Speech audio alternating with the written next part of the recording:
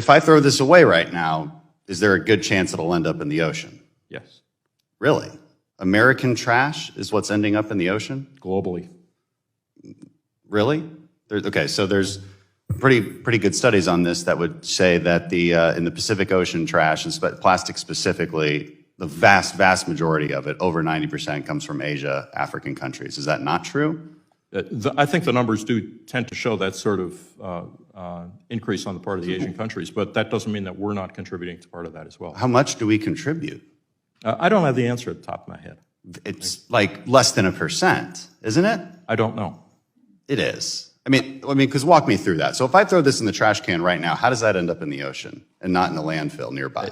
I can't give you the whole chain of how it goes from your. But you said there's a good chance. You said that with some authority that there's a good chance this ends up in the ocean. How is that true?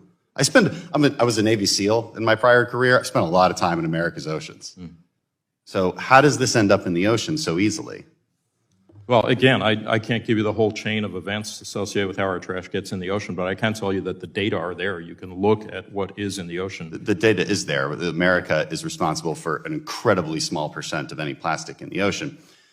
Doesn't mean that's okay either. Look, we all want to diminish any kind of plastic waste in the ocean. So maybe let's talk about advanced recycling. You know, in my district, actually, there's a company called Huntsman that does amazing advanced recycling if they're allowed to. There's also legislation in the Clean Futures Act that would practically prohibit any new recycling facilities that deal with plastics, any new production of plastic.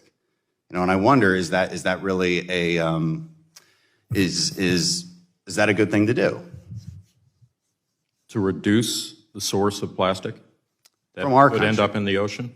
Does it end up? No, we already covered whether it ends up in the ocean. No, but I'm trying to understand. It really doesn't. No, advanced recycling. Because you might do one thing, right? And maybe it has good intentions. You want to have less plastic production in the United States, but it also has the second, third order consequence of reducing or making it impossible to engage in advanced recycling techniques. You know, what is the state of recycling in our country right now, considering we don't really export it to China the way we used to? I can't answer that. I'm not an expert on recycling technology. Ms. Medina, maybe she looked like she wanted to answer. I can add just a little bit of light to this. The first thing is that we do still export a tremendous amount of our refuse, our waste. And it is true that only 5 or 6% of U.S. plastic is recycled today, and that's gone down in the last year. It's going in the wrong direction, which is why we're working so hard on a global agreement to combat plastic pollution everywhere, all over the world. And we need a global solution to this because it's not really different from climate. Plastic is everywhere. And if we can't stop having as much plastic in the system, we'll never get it out of the system. We need different materials, we need better recycling, and the agreement will take on the full life cycle of plastic. And we're standing shoulder to shoulder with the industry on this, not just the retailers, but also the makers of the very products that we're trying to figure out how to curb the pollution of. So I'm pretty optimistic. It's going to take a lot. We're going to need a lot of innovation. We're going to need more plants that do that recycling. We're going to need to create an economy where that recycled bottle has value. This one too. This one has more value, which is why it's a little less likely. I want to ask one more question. Your answer makes a lot of sense, and I appreciate you acknowledging that it's clearly a global problem that you have to deal with other countries on, especially the countries that are putting the vast majority of waste into the ocean. The next question was, it was mentioned earlier that you think sea levels will rise in the Gulf by 2 feet by 2050. The obvious next question is there anything we can actually do to stop that? Because that question indicates what the solutions might be. If we stopped all carbon emissions globally right now, would that change that rise in sea level?